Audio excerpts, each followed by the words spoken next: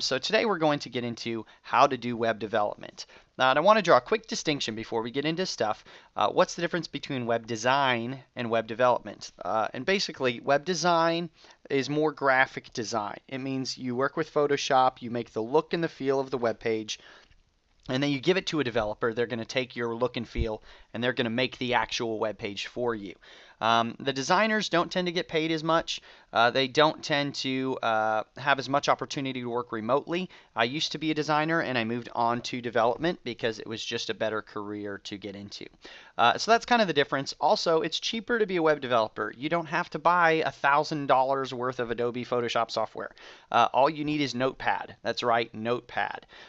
Except for you'll probably want to get something better than Notepad. We are going to be using Sublime Text, which is one of the best Notepad kind of editors out there, and it's free. So go ahead, go download Sublime Text, pause the video, come back when you got it fired up, and we're going to build a web page.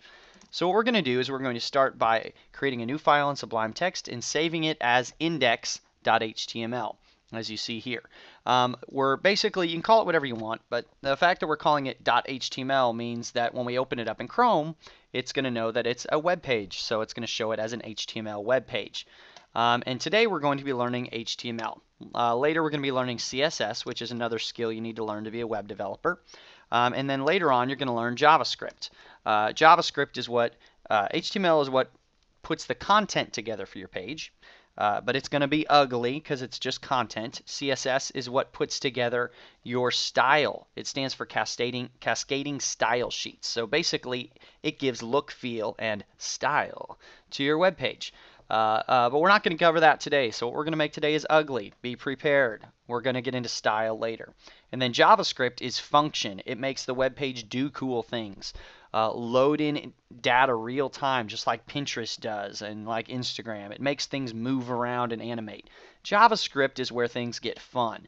It's also where you get paid better.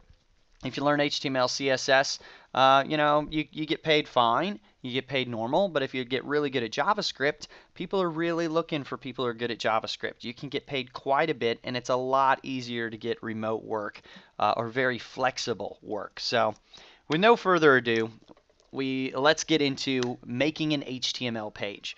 So you've saved your index.html. Now go to Chrome and open your index.html file where you saved it. Mine shows localhost because I'm using live reload. Basically, whatever I type, it's automatically going to refresh over here for me automatically. For you, you're going to have to hit save. You're going to have to come over to Chrome. You're going to have to hit refresh. But for the sake of this video, I'm doing it differently. So let's build an HTML page. The core of HTML is tags. Basically, that's all there is to HTML is tags. A tag is basically something surrounded by greater than and less than kind of quotes. And so this is an HTML tag, and this is a closing HTML tag. Pardon me if you can hear my baby crying somewhere way in the background. I'm not sure what's going on out there, but I'm sure Mom will take care of it. Said like a good dad, right? So here we have HTML opening tag, HTML closing tag. Tags are a little awkward to type at first because they use those keys down towards the bottom right that you don't use very often, but I promise you'll get fast very quickly. So basically anything in between these HTML tags is considered within the HTML tags. There's basically three tags that you're going to use to create a web page. There's an HTML, which means, hey, this is my HTML page. Anything inside of this is considered your web page. You're going to make a head tag, which we'll get into in a little bit, and you're going to make a body tag. Whatever's in the body tag is what your user will see and interact with. So I'm going to put in here, hello world.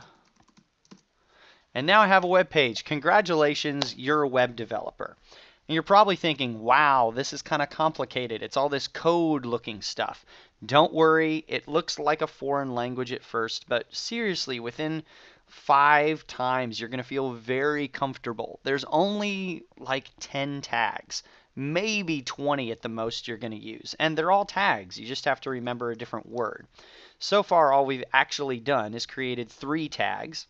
We made an HTML tag, we put a head tag with inside of it, and we put a body tag with inside of it as well. And these are considered siblings. They're next to each other. I'm also going to add a title tag. And inside of the title, I'm going to put my web page. Yeah, I can't type today. My web page. And now you look at the top when you refresh, it says my web page at the top of your web page or your tab. So once again, the head is not what the user interacts with. This is all reserved for other stuff, which is why the title goes up there.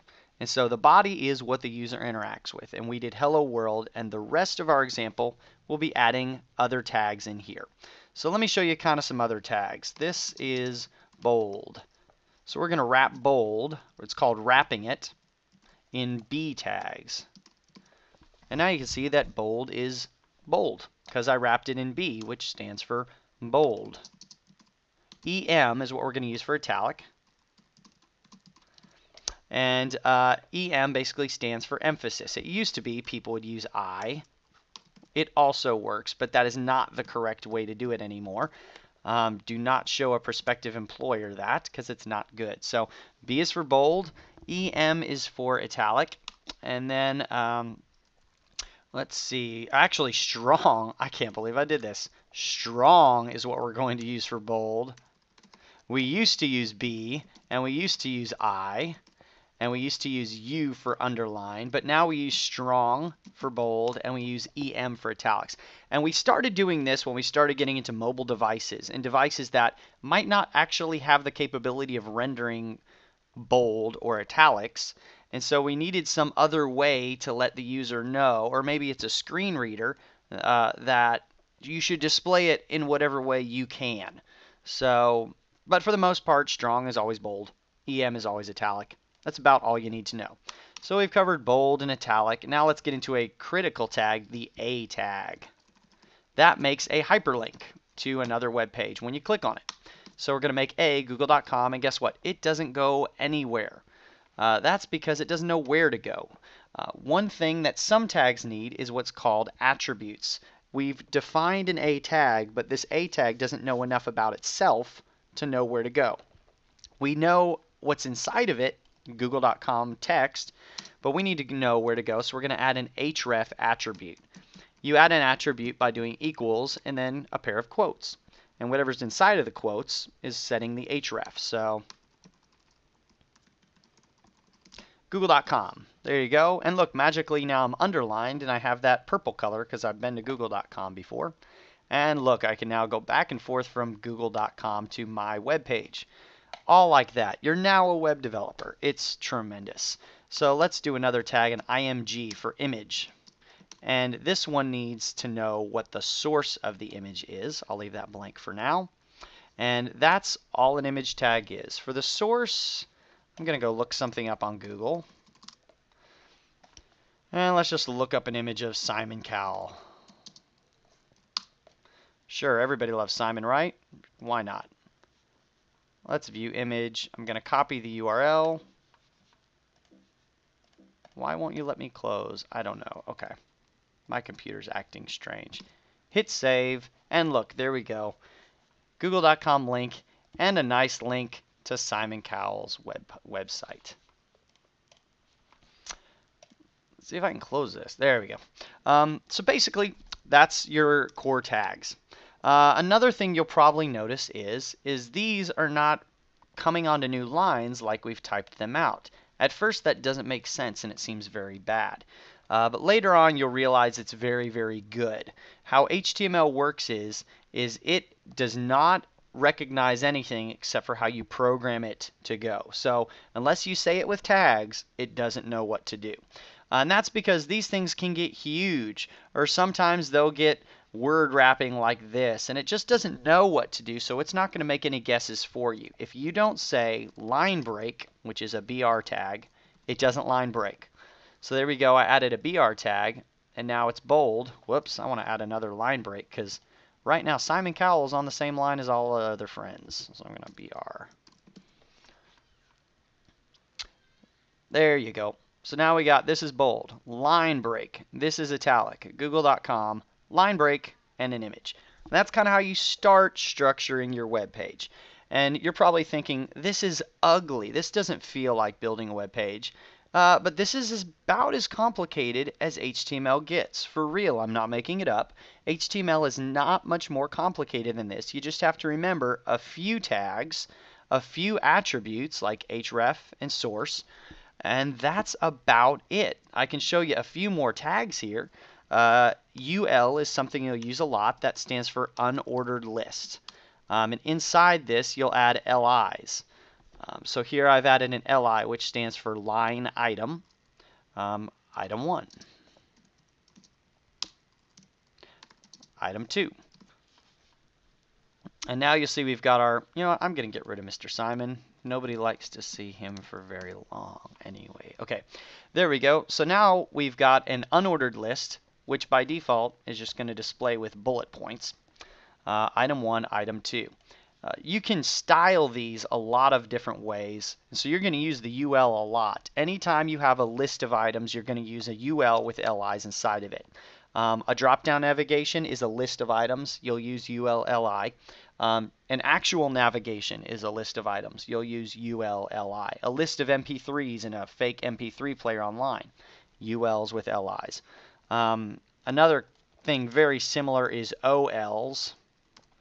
And that is ordered list, and that actually by default is going to spit out numbers for each item. You don't really use this one very often, but it's helpful to know that it exists. We're almost out of tags, honestly, folks. There's div tags, which you use a lot, but we're not going to show you. That's basically for styling, so we're going to leave it untouched right now. Span tags, you'll also use a decent bit, but once again, that is for styling. So that is about as complicated as HTML gets. All you have to do is get comfortable typing in tags, and you're pretty much an HTML developer. Paragraph tags, those are important, and header tags, and then we'll be done. P is for paragraph. That's another way to kind of separate text. Let's say we added this 4 times. It's starting to get all messy. And I forgot to close these. P and each P and a slash P. There we go. So inside of this paragraph, we have this. I don't know what that did right there. Inside of this paragraph, we have a block of text for each one. And you'll see the paragraph automatically kind of created its own space on either side. Paragraphs are usually the way you're going to want to add fresh line breaks. Usually you don't want to use the BR tag like we're using there. But it has its purposes as well. BR creates a line break, as you can see here, and P creates a fresh paragraph with space on either side. The only other tags you're going to use are header tags. They start with H. Depending on how big you want the header to be, you'll use H1 for the biggest. H2 is smaller than that. And H3 and so on down to about H6 or so. It's pretty rare to have headers be in 6 different sizes. You're probably pretty bad at design if you're doing that.